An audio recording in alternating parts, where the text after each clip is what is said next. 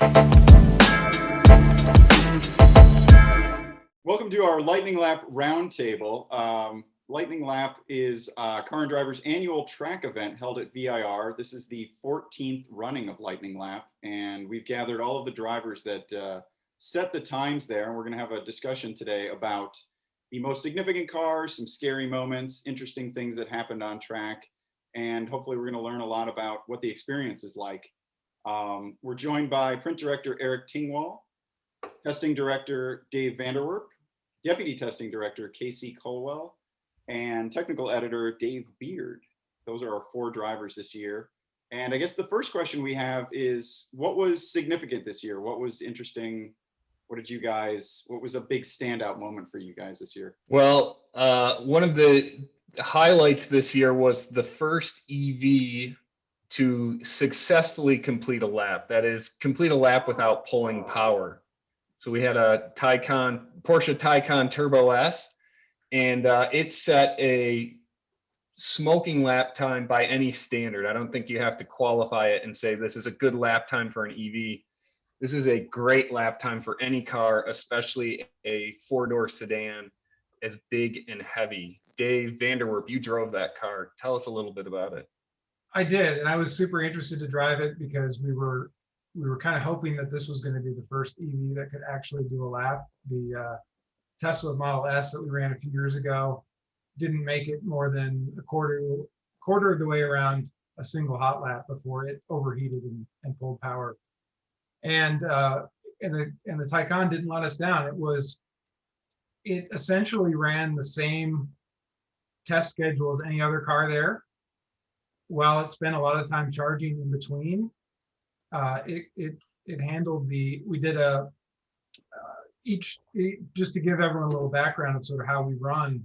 We tend to run an out lap, a hot lap, and then come into the pits, adjust tire pressures, and do the same sequence again. And so basically we're doing 6 laps in a session. We don't just go out and run 10 flying hot laps at once, because tires overheat, brakes overheat, and you're just not turning your quick times. And the Taycan did exactly what the schedule of everyone else. It did an out lap, full hot lap, and a cool down, two cycles of that. And in the morning session, it went from about 100% charge down to about 40% after those 6 laps, which obviously— How many miles is that? Well, 4 times 6 times 4, yeah, carry the 2. It's a 4.1 mile track, so yeah, you're doing 6 laps, so like 24 miles. Yep. So, however, in defense of the Taycan, the GT500 was burning through its tank of fuel just as quickly. It was also at about 40% after 6 laps. And there's a lot more energy in gasoline, obviously, too. Right. So anyway, but then between sessions, it was on a 50 amp RV plug in the paddock for about 4.5 hours, and that brought it back up to 80% or so, and then ran another session in the afternoon. And it wasn't like we were sitting around waiting for it, because we were all driving 4 or 5 different cars and we're cycling through the other cars before we circle back and repeat. And just the car itself, I mean, it was super easy to drive. And everyone kept asking me, what is it like? And I kept saying, pardon the cliche, but it's like a Porsche. It was just really friendly at the limit, easy to get to the limits fast. Yeah, you said you ran immediately, you were running quick times in it, and you didn't really shave that much time off from day 1 to the last day, right? Yeah, in the piece, I think the difference between my first lap and my quickest on day 3 was like 1.2 seconds. And that was the smallest gap this year of any car. Yeah, usually so you jump in and you feel comfortable immediately. That car's also ridiculously heavy. It's over 5,000 pounds, isn't it? Yeah, just over 5,200 pounds. It's the 4th heaviest Lightning Lap car we've ever run, and the heaviest, if not an SUV. And of course, it's by far the quickest over 5,000 pounds. It ended up, to your point about it running just a very competitive lap of any sedan, not just EVs. It ended up between the latest times we have for the E63 AMG and the M5 Competition. So it's right there with the fastest four doors, gasoline powered four doors. And it was a Well, wait a minute. There's one four door that's about 5 seconds quicker. the Six. AMG. Yeah, the AMG GT. GT63. Okay. Well, the other ones. Keeping Dave honest. Except for that outlier. Except But for yeah. that one. Yeah. Yeah, I sort of forgot about that one. That one is mega fast. Yeah, that was really quick. That was last year. Now, Tesla has done a bunch of upgrades to their Model S to make it more track worthy. But of course, they'll probably never send us one for Lightning Lap again since we ran the Model S a few years ago. Not that we haven't asked for it. Yeah. If we're gonna get one of those, it's probably gonna depend on an owner generously lending us one. And I don't think they've started delivering the Model S Plaid quite yet. Right, So, right. hopefully next year, maybe someone's watching that wants to offer up a Model S for us to put to the test. Or Even a Model 3. Yeah, or a Model 3.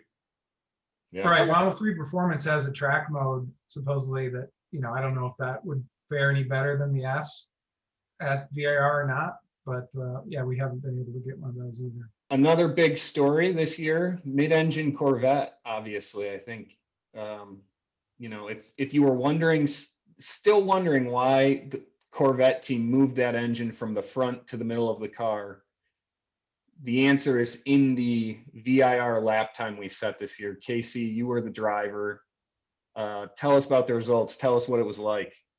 Yeah, this wasn't. It's obviously. I mean, we've had quite a bit of experience in the C8 by now, and a few different variants, and even some experience on track. And the C8. I mean, you can tell that the GM engineered that car there, and that they use it because it performed much better, felt much better there than it did at Grattan. The previous time I'd driven it. At Grattan, it was had quite a bit of understeer, and at VIR, the thing it was just hooked up, turned in great. You can stand on the brakes, takes the abuse. I followed a little more difficult testing regimen with that one. I think one time I did 4 laps back to back, and they were all within just a couple tenths of each other. And this was an afternoon session when the track's hot, and we're not going to set any times, but just for experimenting, just to see how it would hold up. And yeah, pretty bulletproof. How about that's one of the GM cars that, if you look in the owner's manual, has alignments for track work, right? And I imagine they had that dialed in for the track, right? Yeah, the alignment, yes. And I mean, the last time we borrowed one, it was set up like that as well. But the other time we had it on track, definitely was. Okay, yeah. That was the other question. Yeah, that was the follow-up. What was that new dual clutch gearbox like on track? I mean, brilliant. Yeah. I mean, it's all GM automatics on track seem like, I remember that the ZL1. The ZL1s are awesome on track as far as the transmission go, but it's just, I mean, there's really no point in shifting it yourself. I mean, unless you really feel like it, but yeah, just keep it in drive and let it rip. Yeah, it does all the downshifts under braking, right? And then it just does perfect red line upshifts, right? Yep. So the Corvette did a 249. Yeah, we didn't get into the time. Yeah, so it did like a 249 flat. Which is just right there in line with kind of the difference we've seen. I mean, GM spends like a week there at a time, and takes a semi truck full of tires down with him, and just do constant lapping. What I found most interesting is that the C7 that it compares most with, a base C7 Stingray from 2014, has an identical power to weight ratio. And you're nearly 5 seconds quicker, 4.8 seconds. I drove that C7. It was a Z51.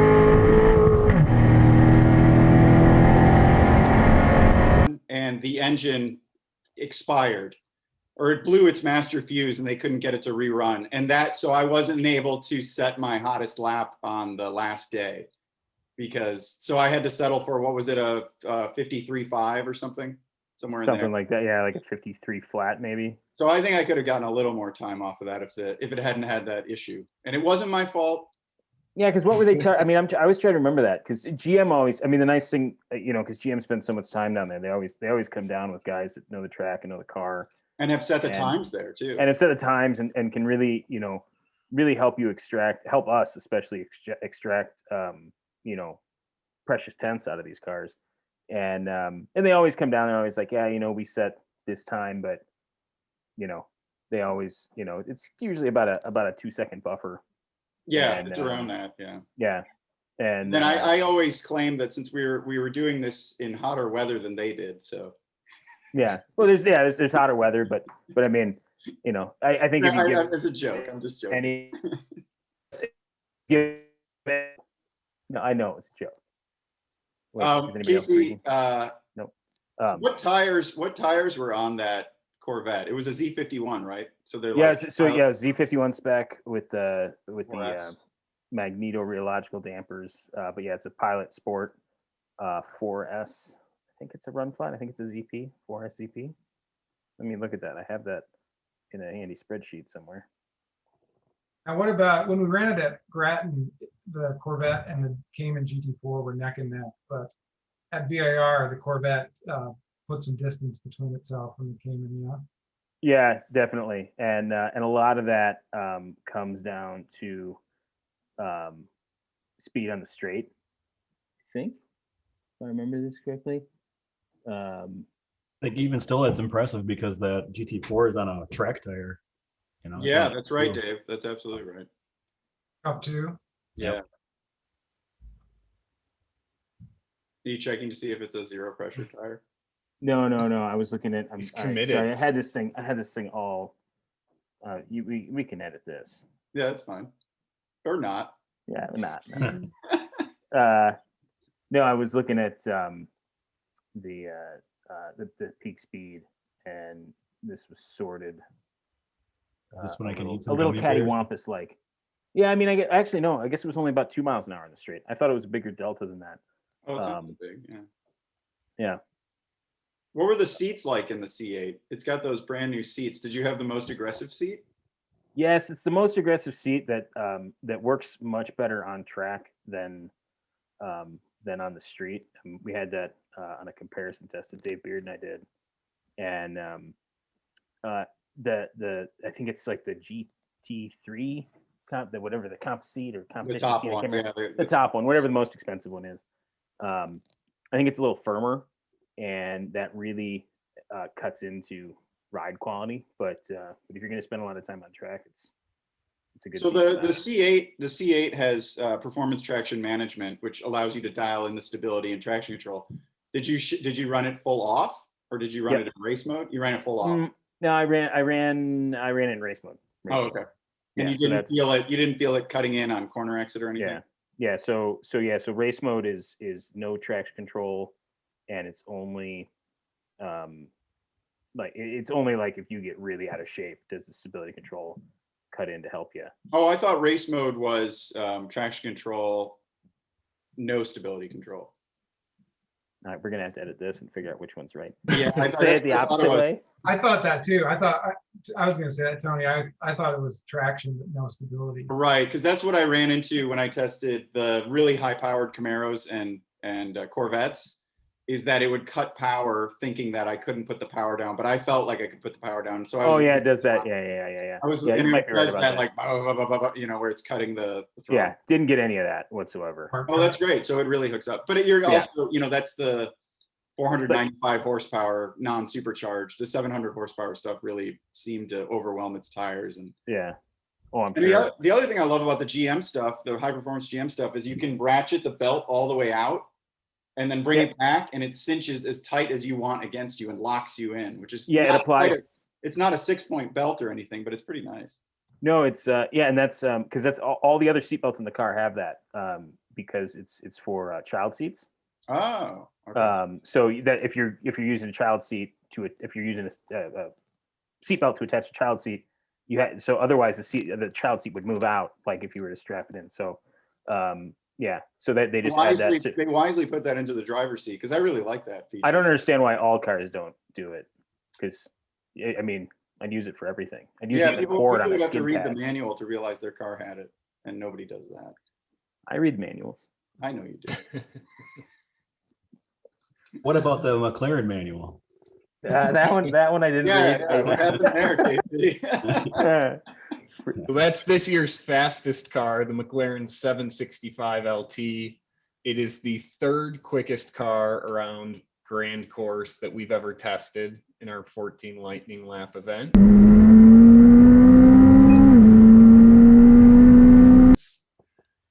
Casey, you said a 238.4 in it, and you said maybe you left a little bit of time on the table.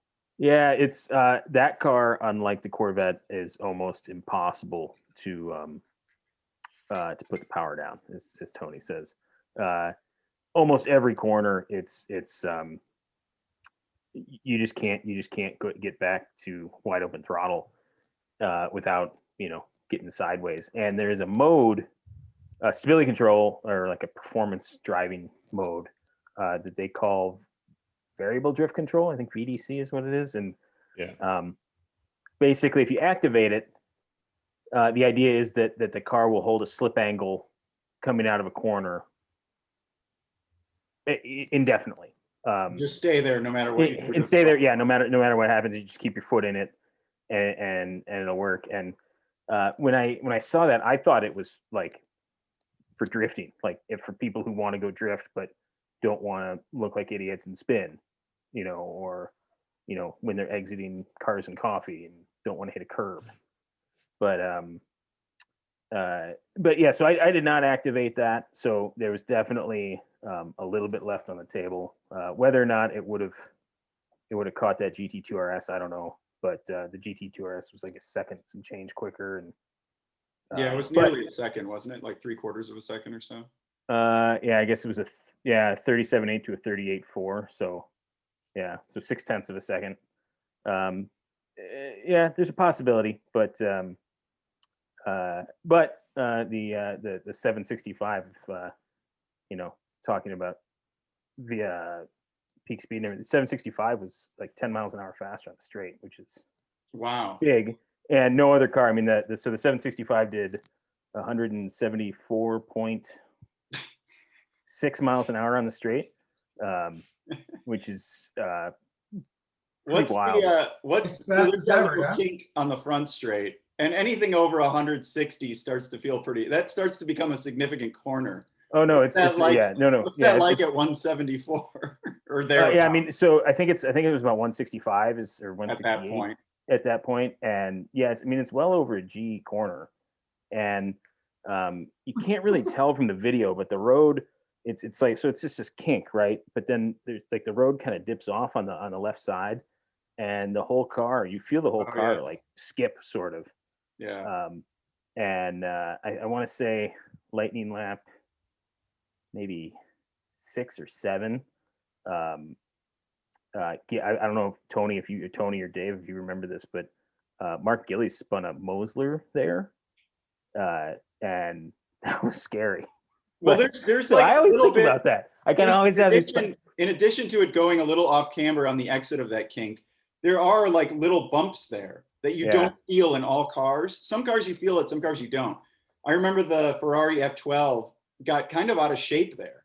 Yeah, no, it's definitely spicier than you think it is. And the 765 also, I mean, it's this car that is a 720 on steroids, and like the whole thing kind of vibrates like a race car.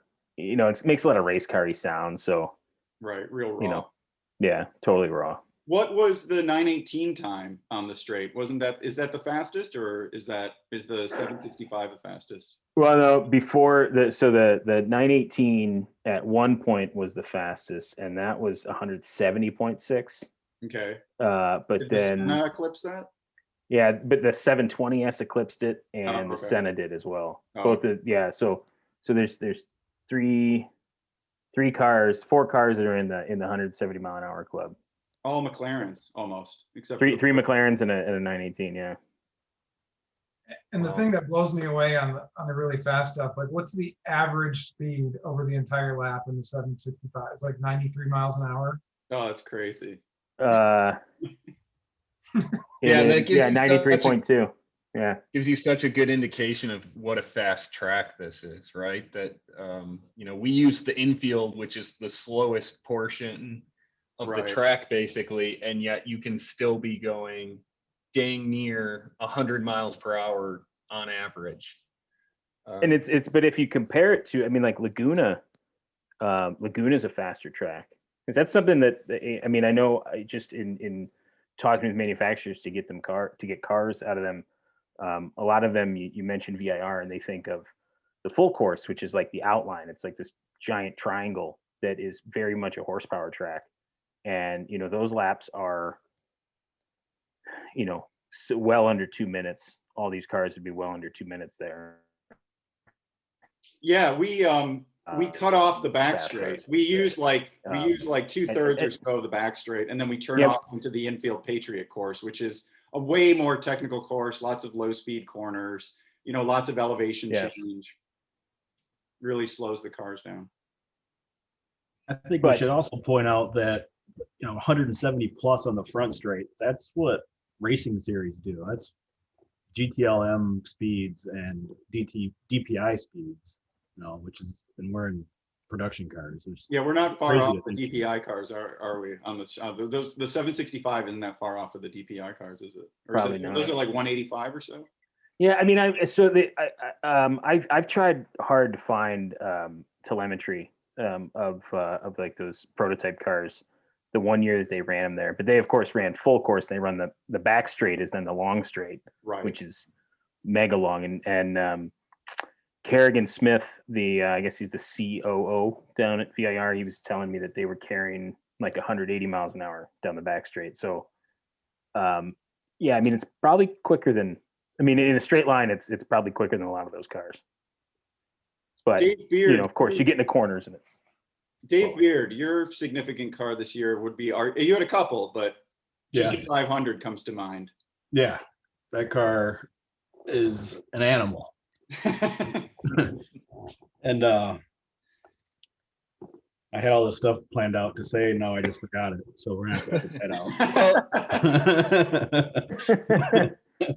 Well, let's talk about. I wasn't prepared to be called on you. Unlike the Taycan, you really had to work at that car to bring it down to its eventual quickest time, right? Well, yeah, for those who don't know, this is my third year doing it. And the last 2 years, I've been driving basically just 4-cylinder stuff around. And with you not there this year, you typically handle this, Casey's other fast stuff. And so I basically skipped 3 classes and went straight to I skipped middle school and high school and went straight to college.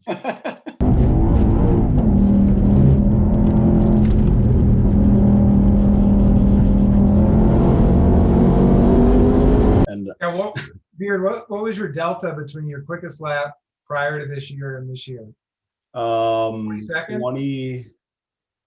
25 seconds. Wow. Roughly. So Dave, you hadn't run stuff under 3 minutes, had you? No. My quickest time before this was a 3:07.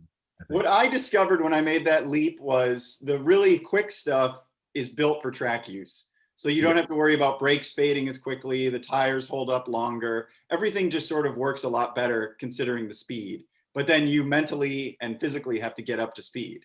Yeah, a lot of your turn-in points are the same. Your braking zones are way longer, and you get to those spots a hell of a lot quicker. Yeah.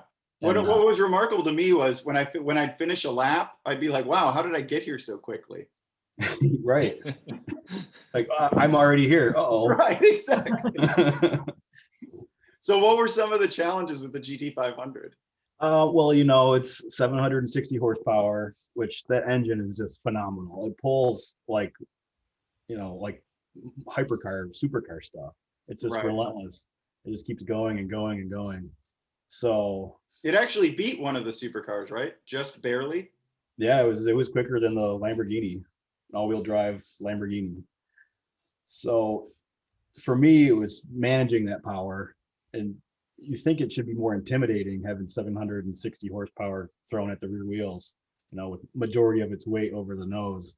But once you warm up to it, it really hooks up and you can get into the throttle a lot sooner than you would ever think.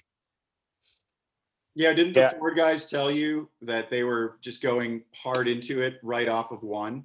And you were just like, how is that even possible? It was, And you actually tried it it? was Hog Pen. Exiting Oh, it Hog was Pen Hog Pen, told me sorry. that if I could give it a quarter throttle, I could give it all the throttle, which just seemed not possible. And tried it, and it'll shimmy a little bit, but it just sticks and goes, and it hits almost 162 on the front straight. Wow. For a Mustang, that's crazy. Yeah, I drove that car on the street. I guess it was around 10 best time, and I got out of it, and I think I immediately called Tony, and I was like, Tony, you got to rent you an RV. We got to do something, because I had no interest in driving that on track after experiencing it on the street. But I will say I totally need to eat those words, because I drove it a little bit too, and I warmed up to it, and it's a special one for sure. Well, I didn't need to be there. I mean, Dave put down an amazing time. What did that run? A 242? 240? What was it? 244.5. 244. Okay. Which I feel there's more time in it.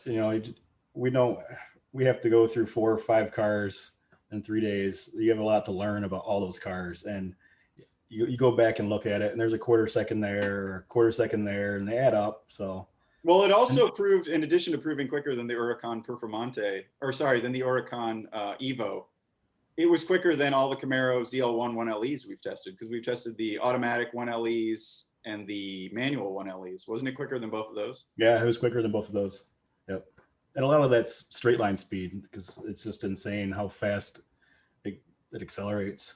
And the GT500 you had the, I think they call it the track package, which is Pilot Sport Cup 2s, right? Yep, had Cup 2s, carbon fiber wheels. Right, that's right. All the downforce tidbits, the dive planes. I had the rain tray removed out of the hood, which I think you can do on the base 500 as well. But the car, and that's key too, because I don't think we've ever had a GT500 that has not overheated. Yeah, there was no thermal issues at all. The car just went and went and went and went. Yeah, they would have massive heat soak, Casey. You're exactly right. And then they'd start pulling power. Yeah. Well, when you fire in 4 gallons per lap, I think that helps cool it. So. Yeah, how much would the needle go down during a fast lap? You can see it move on the straights, definitely.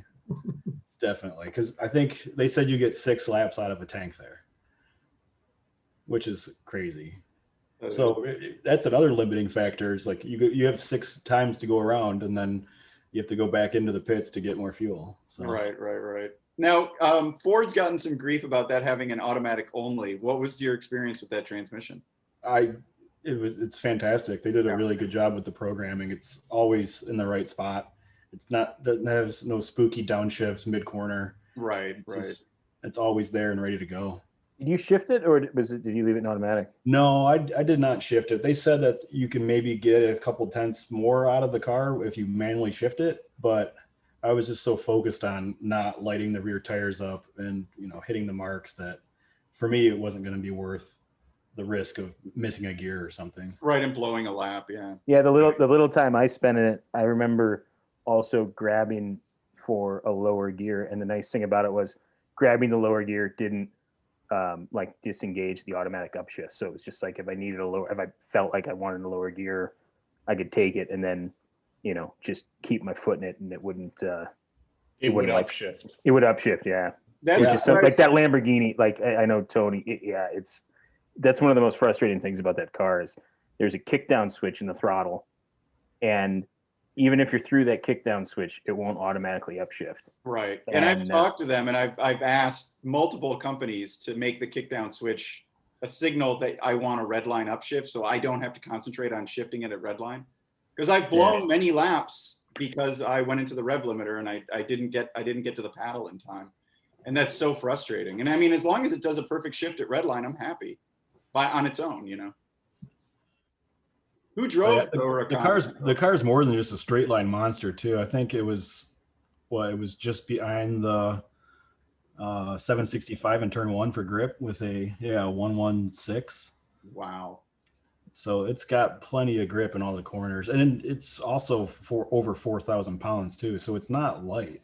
Yeah, what's that like going up the S's? Should talk about that because Well, The yeah, I mean, different experience. It was definitely a different experience for me this year because I had never approached them over 150 miles an hour before. So there was a lot of learning there. And to be clear, the uphill S's, wouldn't you say if they were on a street, they would have a recommended speed of maybe 40, 45 miles an hour?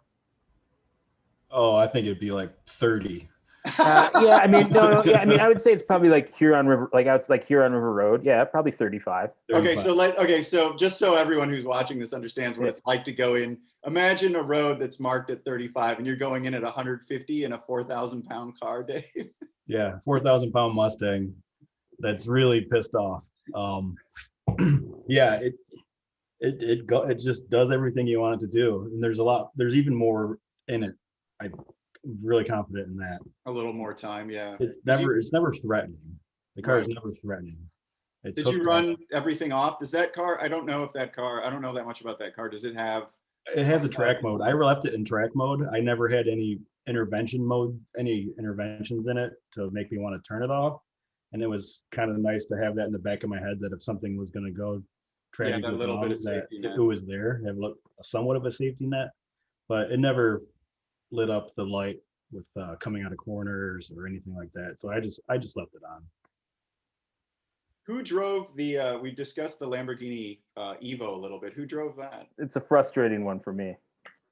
Really, what I was going to say is I feel like that's kind of a big story for Lamborghini in the past, basically with the Huracan, that they've kind of rehabilitated an image that they used to be almost poser cars a little bit. They were all about a look and sound and the engine, but they were kind of understeer machines. You know, they weren't really legitimate track cars. And I feel like the Huracan has kind of taken that company to another plane, that they're now a more serious performer on track.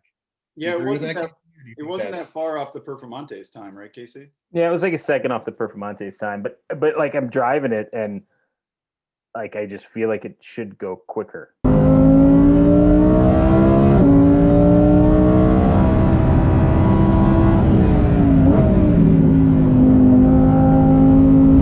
But it just doesn't.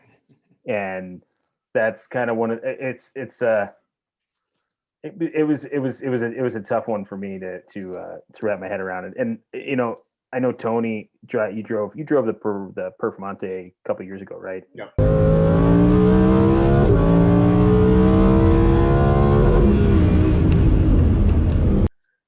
There's just no headroom in those cars. No, I couldn't fit. With a helmet on, I was like, yeah, with the helmet, and that's you know, I mean, that's probably a second or two right there, just in, you know, neck fear. But it, you know, I think the Performante is the quickest naturally aspirated car, isn't it? No, GT3 RS. Oh, it was a GT3 RS quicker. Yeah, that ran like a 41 something. I thought I had that. I was wrong. Eric, what did you drive that was interesting? Oh, a bunch of slow stuff. But, you know, we were talking about going into the uphill S's at high speeds, and I did drive the BMW M8 Competition. And, you know, that's a car that arrives similar to the GT500 at the bottom of the S's at north of 140 miles per hour. And, you know, the difference between the M8 and the GT500, they're both heavy cars, but the M8 is not as buttoned down. It's not as track focused. It doesn't have track rubber on it. So there's some serious, you know, where a lot of cars, there's maybe breathe off the throttle, a little bit of gentle braking. I really had to reset my speed going into those climbing S's. And then you know, ride it up to the top and you get to that off camber, kind of the hairiest corner on the track, right? A left blind off camber, and you know, you're at the top of the hill and it transitions to start going downhill. And so you have this scenario where you have the sensation that the car is just going to get carried off the track into That the momentum is not on your side there. No. Yeah, No. and so that's a car that is incredibly stable everywhere, everything it does. You know, it never really threatens to spin you or anything like that. But you still have this overwhelming sense of, oh my God, the mass combined with the speed that I'm carrying. None of this should work. None of this should happen. And yet the thing's like unflappable. You know, it's not hairy in any way except for the sensation of speed. What do you think so that downhill left that you mentioned, which is over a hill left off camber, if that was on a street, what recommended speed would that have? 25, 30? I think there'd be a stop sign. Yeah. The fact that it's so blind, it would be just ridiculously slow because, you know, people would come into it and once they see what they're headed into, they just hands off the wheels. Jesus, take the wheel. Right. But I mean, in the quicker stuff, I would glance down just to see if I was entering it at a good speed, and anything around 100, 95 to 100 was usually pretty quick for that. So it's just, you know, you're tripling, if not more, a recommended speed on street, just to give everyone an idea of what that's like. Yeah, that's a corner I feel like we don't talk about enough. It is one of the hairiest corners, and it's a spot where you can really gain or lose a bunch of time. Yeah. You know, getting through there right is 3 or 4 tenths easily. And I was looking at some data too, and it seems like, you know, 90 mile per hour minimum speed is sort of the quick cars. Right. And by the time you're at track out at the curbing, you're back up over 100 easily. It's downhill, so any application of throttle, you're accelerating that much faster. There's not a lot of curbing there either. That's not a place where the track added any curbing. And the curbing that's there, at least last year, goes into a divot. And if you ride the curbing, you know, back onto the track and you end the curbing, I nailed my head in a Camaro so hard as it just compressed right there.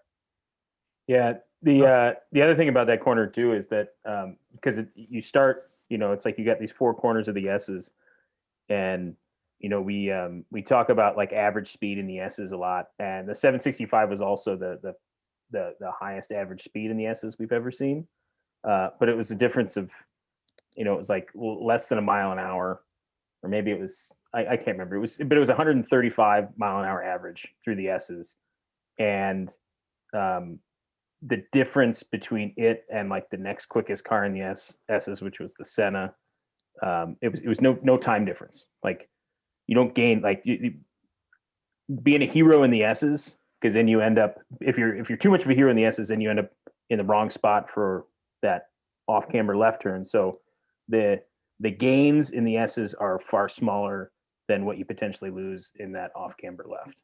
Edit everything else I said before that. That off camber left sets up a short straight, right? And so, you know, that's track basics 101, is any corner that leads to a straight is that much more important, right? Because you got to have the speed on the exit, and you get that speed for the entire length of the straight.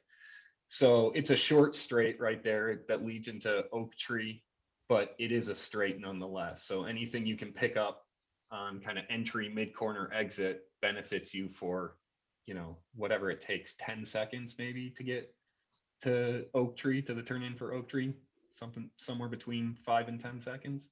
Oh, while we're on the topic of terrifying uphill S's, for me, one of the most terrifying things are the potholes in front of the curbing and after the curbing.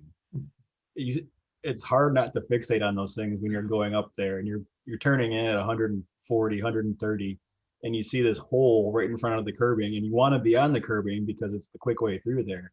And then if you hit that curbing, it's going to be terrifying, as McLaren learned last year, and potentially very costly. So that's always in my head going up there, is do not hit potholes.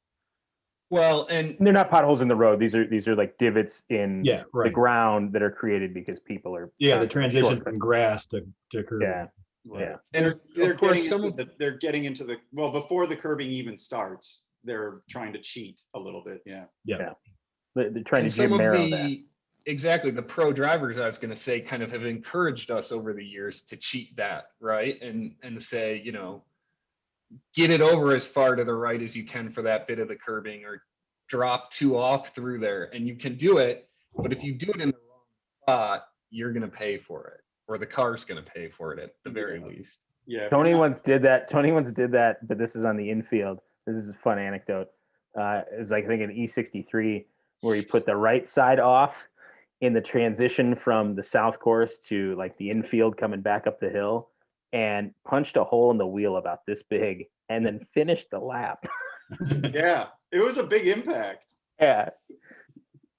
It was a good time too. And the tire pressure, the TPMS warning didn't come on until like maybe 30 seconds later. So I thought, yeah, you know, I'll finish the lap. It was a really good testament for run flat tires. They Yeah. weren't run flats. I'm just surprised he made the left-hander After that, the left-hander going into like hog pen that sets that up was an hog pen. that was the car's quickest lap too, I think. Wow. No, actually, I think it wasn't. I think it was the second quickest. I was trying to get that E63 under 3 minutes, and I failed. Yeah, you let Carl down. Yeah. So- Speaking of which, that brings us to hairy moments. You guys want to talk about any hairy moments this year? Dave, you want to kick it off since you? Yeah, that was a perfect transition. Before we leave the turn 10 area, I brought some show and tell.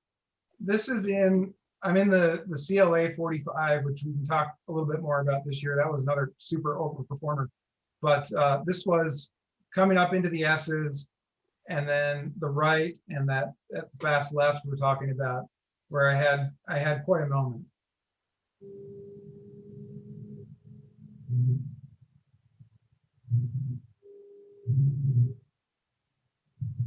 There's a 35-mile-an-hour sign. This car did about There's the 100. hole. There's the pothole. But here it starts, there's a little wiggle right here, and it never really settles down. And then Oh, I yeah, turn see it. in, it I just, get it. Yeah, Nope. you check it. Yeah. nobody's home. Yeah. See, And, you know, when you get that turn right, you're kind of sliding to the edge of the road, and the curbing, you know, just catches you. And so here I was, you know, for the benefit of, I think I counted about 270 degrees of opposite lock here as I go all the way over with the rear end hanging out. And then I think what happens here is I'm drifting out and I hit that curbing with the rear end, which sort of starts the tank Straighten slap it out. back. And so then I'm sure I'm going into the, but nope, pulled it out. So That's Dave, a what car- fantastic save. Dave, what car was that? that was a CLA. That was a CLA. Okay. Oh wait, do you think you can rewind a little bit to show one of those potholes there in the curbing? Oh yeah, yeah. We can get a still image of that. Sure. Because I saw them as you were going up there. I can never not look at them. You're talking about like, Yeah, It's keep on, going. on the Yeah, right, the next one. right there. That's the Yeah. one that did in. That's the one that did in the Senna. Yeah, Yeah. So you Yeah, just this jumped right here. cheating.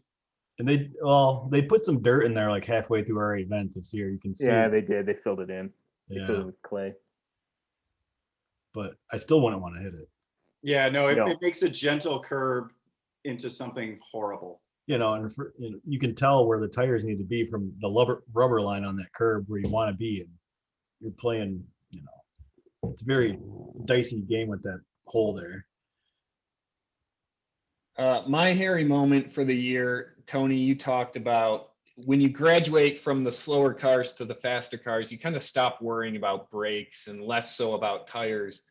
And so I was driving the 2-liter Supra this year, and I was also driving the updated 3-liter Supra. And the cars are very similar other than the powertrain, at least in their chassis behavior. But I did quickly realize the brakes were not the same. And the 2-liter has a single piston sliding caliper on a smaller disc up front compared to, I think it's 4 pistons on the 3-liter. And, you know, day 3, when we're setting our fastest laps in the morning, you start to see the red mist, and you just want to keep going for it, especially when you've set a quick lap and you think maybe there's another 2 or 3 tenths in there. And I knew better going into this, but I had just set my fastest lap and I said, I'm going to go for a second fast lap. And like we were talking about, you're on that front straight, you're hitting the highest speed you do on the track. And I came into that braking zone and, the pedal gave me, I don't know, 30, 40% of the braking that I expected. And Dave Vanderwerp, you had a very hairy moment in a Nissan Z many, many years ago. And so, I was not there for that, but I've heard the stories about it. And, the wall is way off in the distance out there, but the speeds are high enough that you reach that wall pretty quickly, right? And so I was fortunate to have the wherewithal to grab at the emergency brake a little bit, keep pumping the pedal and steer a little bit into the turn. But, losing the brakes and going off because you don't have the power to slow down is a pretty scary thing to happen on a track.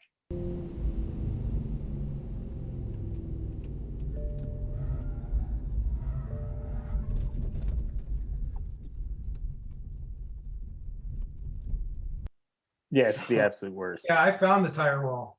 That seems so far away. There's a sand trap out there too. I've had to pitch cars sideways in hopes that would create a braking effect. Yeah. Just so that and then go sliding off the track and risk rolling. But you were like you were like the pilots of that 767 coming into Gimli too hot. Yeah, you just got to figure out the physics of how to. Yeah, you just got to slide it. What about you, Casey? Any hairy moments this year, or were you too? Yeah, I did. So one of the things that I struggled with in the Lamborghini was coming up the S's. Had some understeer for that last right, and that's understeer at 120 miles an hour is I mean, it's manageable, but it doesn't really instill confidence. No, and then like you said, it puts you in the wrong place in setting up for 11, setting up for the left-hander. Yeah. And that three-hander falls off too, doesn't it, at the top of the S's? Because I put 2 off in the Taycan up there this year, and it felt like if you get past halfway up the track, it sort of just sucks you. It kind of sucks you in. Well, it sucks you in too because I think it's also really dusty because there's basically marbles and crap, and that's not where anybody's been driving. So it's where you're not supposed to be. And other than that, no. I mean, I also drove the GT4, the Cayman GT4, and that car is such a sweetheart that it put no foot wrong. Yeah, that's it's so precise. It's so good. Yeah. What about you, Mr. Beard? It sounds like you had some heavy hitters. I had no spooky moments in the heavy hitters. I was a little more methodical with those this year, and I saved my best for the last day, and thankfully nothing went wrong. My hairiest moment would have been in the CT4V, turn 10, right where Dave had his problem. Same thing, the rear end came out from under it, gathered it up. My brain had already started to analyze what went wrong, that I forgot that oak tree was coming up. So I came in there way hotter than I had wanted to, and was 2 off in the dirt on the outside, but still managed to make it through and clip the end of the apex and just stayed in it. And that was one of my quicker laps, to be honest. Wow. I don't know how, but. Yeah, you can carry a lot of speed if you extend the braking zone going up into hog pen off that little straight. If you just extend that braking zone as much as possible and sort of try. I don't have the video of it right now. Maybe we can edit that in, but it's all over the place. I even go past the flag station, doing this to the guy up there because I don't know what just happened. But Dave, your video of the CLA reminded me of a video I have of the I'll show you guys, of an S4 that I had back when Audi first introduced the torque vectoring rear end, and I had it in sport, which basically locked the rear end. And even the slight on turn in, it created this incredible oversteer. Watch this.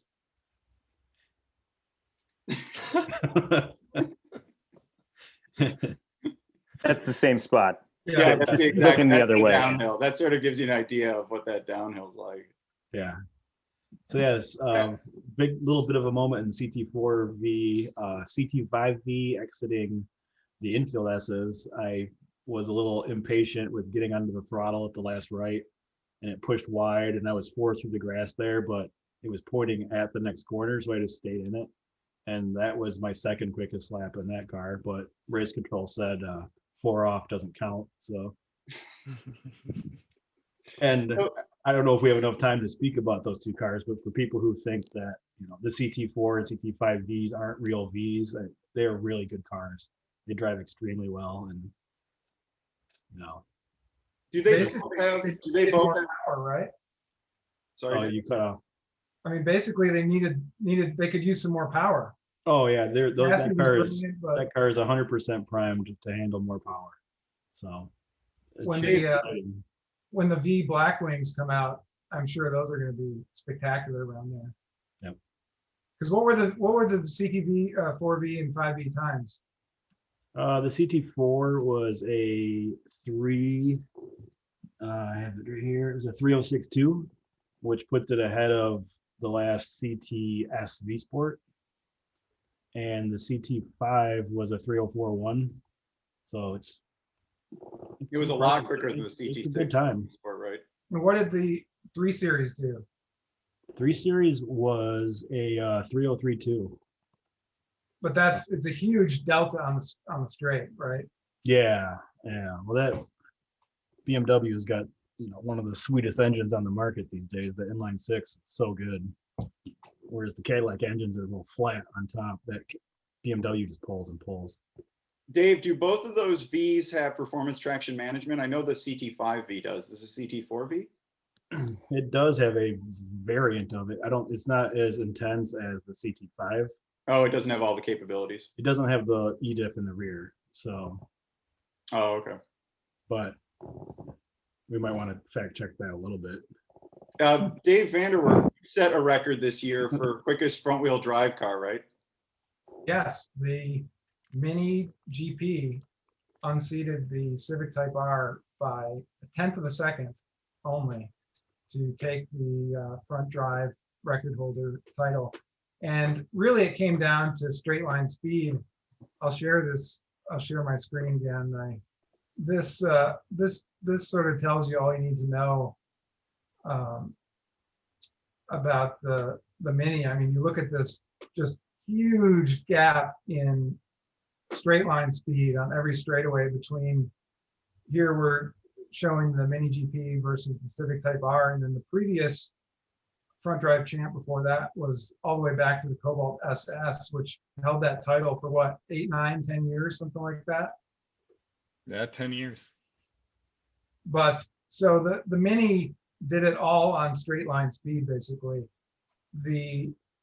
Coming into Hogpen, the last turn on the front straight, it was down 9/10 of a second on the Type R, and it made back a full second over that next 13 or 14 seconds between the exit of Hogpen and the start finish line to get the title.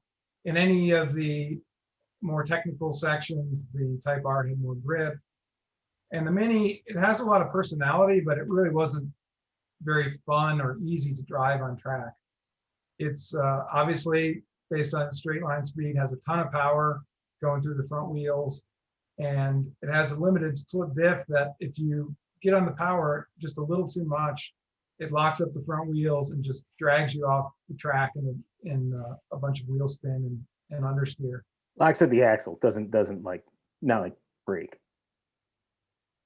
What's that? Right. You said it locks up the front wheels and not like a brake, they're not Right, stopped. it locks them together, and so Yeah, they're it locks the both axle. spinning furiously and just drag you off the track.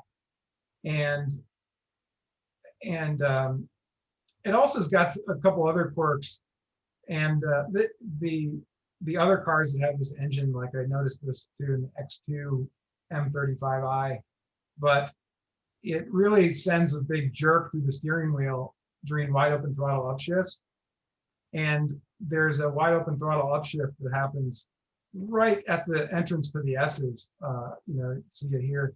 So it's right at about 130 miles an hour and you're trying to thread it into the first left, and it does an upshift and jerks the steering wheel, which is exactly not the time you want that to happen.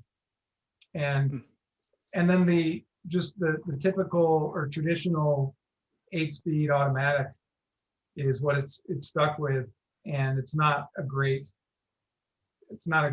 transmission for track work. There's a few spots where it wasn't in the right gear. I tried shifting manually, but it's not terribly obedient and didn't go any quicker that way. And so it's a serious car. It's super stiff. It does quite well on track, but it wasn't nearly as enjoyable to drive on the track as the Type R, even though it narrowly eked out a win. Right. It would have been interesting, like in a video game, if you had a ghost car version of the Type R and then the Mini chasing it. It would all come down to its performance out of Hogpen onto the straight, and then it finally beats it right at the finish line by a 10th, which is crazy. By a 10th, yeah, it was crazy, and it took, that was day 3, so it was like a few tenths off after day 1. It was like a half second off the pace. Day 2, I got it down to a few tenths, and then it was like, I think it's got it in it, and it finally did it on day 3. But it gains a second on the front straight. It also gains another second on the back straight. So without those two huge gains, it wouldn't stand a chance. But and also it's probably close to a second too, leading into the S's too, which is another big long straight. Oh yeah, big long straight. Probably. Honda, of course, has that new limited edition Type R that, trims some weight. Does it have a different tire on it? But would have been great to have had one of those this year to see if that could have improved by 0.2 of a second on the Type R's time. I would think so. Don't they put a Cup 2 on it now? Yeah, I think that's right. That's the tire. Yeah, so I suspect that one we'll take it back next year if we have one. And the Mini's on a really good Hankook Ventus Evo Z2 something. I can't remember. Evo Z. Evo Z, yeah. Which is apparently is a pretty good tire. Yeah, I think on our skid pad we got what, 0.98. Yeah, it's 0.98. It wasn't Banana Lands, but nearly a G is pretty good. And how about that Cobalt SS, huh? What did it do in turn 1 this year? I was looking at those traces, Dave. If I just had a little bit more bravery going into the uphill S's, I think I could have lopped some more time off that Cobalt SS. It was 9.7 in turn 1. Okay. Yeah. And turn 1 is a great parallel to, almost a near parallel to what we see on the 300-foot skid pad. Yeah. It's like almost identical. Yeah, it's usually within, 1 or 2 hundredths. So were there any big offs this year? I think Eric's was the biggest. If we want he's not here to defend himself, but I heard Ezra went off 3 times in the same corner in 3 consecutive laps. In the same car. Is that true? That's not true. 3 times? I think that's what Zach. I think Zach was in the tower on the South Straight. No one ever fessed up to all those tire marks out in the dewy grass either. Oh yeah. Somebody 100% went off in turn 10, and came all the way down the hill, and then collected it. I feel like I saw a bunch of grass in the front of the McLaren at one point too, but yeah, I think I had probably. I probably had 2 or 3 offs. Maybe. I'm trying to think of where I did in the McLaren. Did I go off in the McLaren? If I went off in the McLaren, I don't remember. I think it was it was one of the orange cars you had, one of the 3. Oh, the Lambo, I definitely. I mean, I understeered off the track. Yeah. But I'm trying to think if I did go off in the McLaren. I don't think I did. And Eric's was just brake fade. It wasn't like, brakes were just gone. Yeah, and by the time I was in the grass, it was slow enough that I could, and realizing how far the wall is, right, I could kind of turn, and I'm not going towards the wall anymore, right? But definitely a scary moment, and probably the first time I've really experienced brake fade that causes me to not make a turn. So, Oh, it's the worst. you know, Yeah. first- I first time- always, I'm so You're- conservative. I always cool down. I do a hot lap and then do a cool down because the cars just can't take it often. All right. Well, I guess that brings us to the end. That's the end of this. Oh, we forgot about the Turbo S. You got to talk about Turbo S just for a All little, right, let's talk about Turbo S, Dave.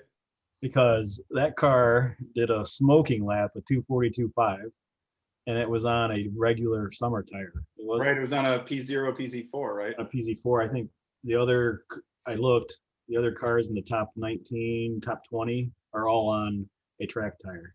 So Yeah, this they're is on the new, this is the our new comp. 992 generation Our 911 comp turbo. tire.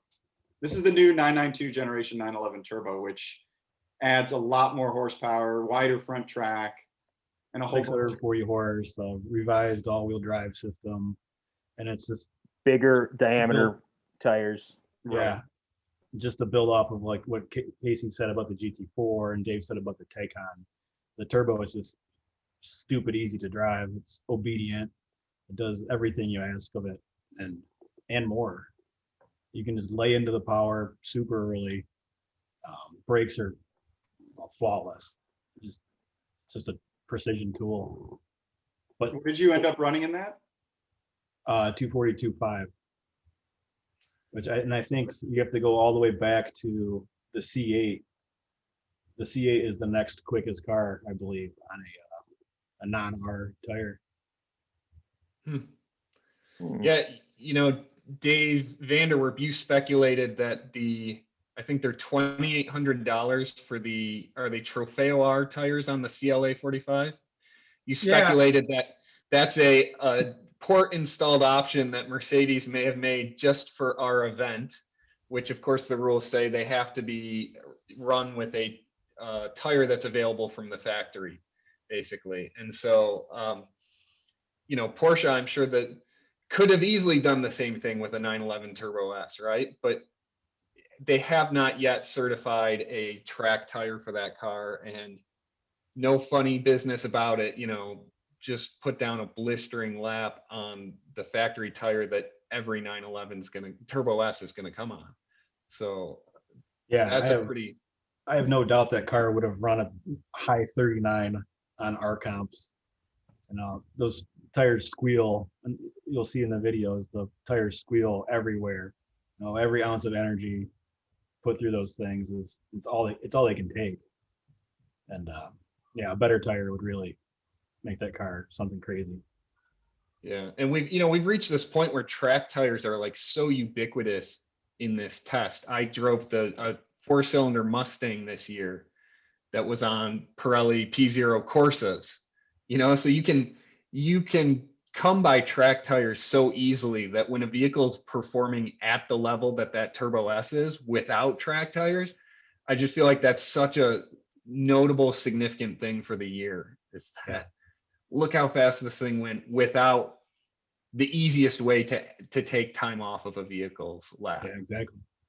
Yeah, we often get letters about tires that ask us why we don't just put the same tire on all these cars and then see, you know, but it's not in the spirit of what manufacturers sell, and we're not going to test out something that isn't something that customers can buy, because that's really what we're trying to recreate, is what you could buy right now and drive and set a time. Right. Yeah, and the car is developed on that tire. Yeah, I mean that's engineered around that tire. So Exactly. yeah, for a lot of these cars, it's not just a tire that you know Michelin's producing for 15 other vehicles. It's a truly bespoke tire specifically for that car, and yeah, and I makes a sure big that difference. the PZ4 that's on that turbo, you know, it's not an off-the-shelf Pirelli PZ4. It's a Porsche spec tire. It's probably got a little bit of extra goodness baked into it. So And yeah, and I mean, and 911s are like a prime example of like the rear tires of a 911 have construction and properties, you know, kind of like unlike any other car, because there's no other rear engine car, you know, that's at that level of performance. So the loads that they take are way different. And yeah. Well, that sort of brings us to the CLA, because its really story this year was tires, like you mentioned. And Those are a $2,900 option, Hmm. even though there isn't a Trofeo R in that size in an off-the-shelf version yet, at least on Tire Rack.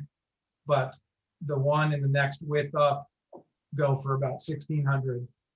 So obviously there's a huge markup that is done there, probably to pay for the certification costs or whatever else goes into that. And if maybe they did it just for Lightning Lap, and we're flattered if that's the case. But the CLA was another one that was a huge story this year. It went almost 8 seconds quicker than the previous gen CLA45, even though its power to weight improved minimally. It went up almost 30 horsepower, but the weight also went up a couple hundred pounds from the previous generation to this one. And so the power to weight went from, I think, 10 even to 9.9 pounds per horsepower. And so it's kind of a question mark as to what those tires were worth. I mean, 5 seconds, 6 seconds, probably something like that. But there was a big leap in the all-wheel drive system too, right, Dave? It was amazing. I mean, it blew me away. And I also drove the Subaru STI S209, which was just kind of a understeering handful. Didn't really feel like the all-wheel drive was doing much to help it on a lap. And the CLA, you could get on the power so early and it would just yank you through the corner. It just wanted power early and often. And it did. It was amazingly balanced for what it was, for a transverse, fundamentally front-wheel drive platform. Super balanced. That tire worked incredibly well, obviously. And it went quicker than 8 previous V8 powered AMGs, including most of the M156 naturally aspirated 6.2 era. It's like everything but the SLS, went quicker then. And so it's just incredible. And you start to look back at the early days of Lightning Lap. I mean, the first Lightning Lap, not a single car went quicker than 3 minutes, right? And so now tons and tons of cars are quicker than 3 minutes. The CLA was at what did it do, 258.2, which is quicker than a Ford GT of 2006. Right. Yeah, the Which is bar just keeps moving. insane. Initially it was 3 minutes, and then it was 250, and then now 240, and now like the closer you get to 235 is a quick lap. But anyway, I brought some more show and tell for that. I think you guys will get a kick out of this. At just how early you could turn in here. That's an updated resume. Yeah. All right, so got the data pulled up here, zoomed in on Hogpen. This point where the cursor is right now is where my minimum speed was. It was accelerating starting here through onto the straightaway. Yeah. And it's not just because I was going slow there. This thing also had a higher minimum speed in Hogpen than the Corvette, than the Huracan, than a lot of other really fast stuff. It was just hooked up, and I couldn't believe this when I saw it, that I was accelerating starting right here. That's pretty You're pulling wild. almost nearly a G there too, right? Yeah, it just goes up from there. Like it dips down right here to 1.3 Gs. Yeah, it's on camber, so Yeah, Yeah. will help, but still, yeah. it did. I just don't want people to get the idea that like that's And that's for a fraction of time too. yeah. Yeah. But it averaged in that section that we look at, the average on turn 1 did 1.08. So solid performance for sure.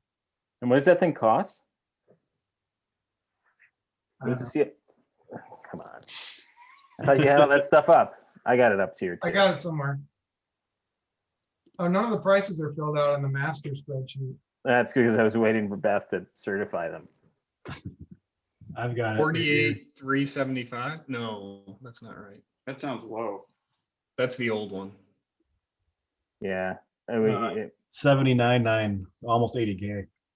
Shut up. Yeah, that sounds about right. that point didn't make it in the story. But Base was Yeah, that it's as fun. tested or lightning lap performance enhancement stuff tested? Because I saw that it had the matte finish paint, which is nice. Yeah, it had a lot of Oh, superb base work. price with performance, 68.8. Yeah, okay, There so you you could go. recreate that performance for $68,000, which is still a lot. Which for- is like right there, and it's like because it's what, like the cars that are, what was the other thing? It was like under 400 horsepower. The only Right. things quicker are like, it's like Cayman GT4, other Cayman GT4, Cayman T, Camaros. 911T maybe. No, Cayman It's the- got to be 400 the fastest front engine transverse engine car, right?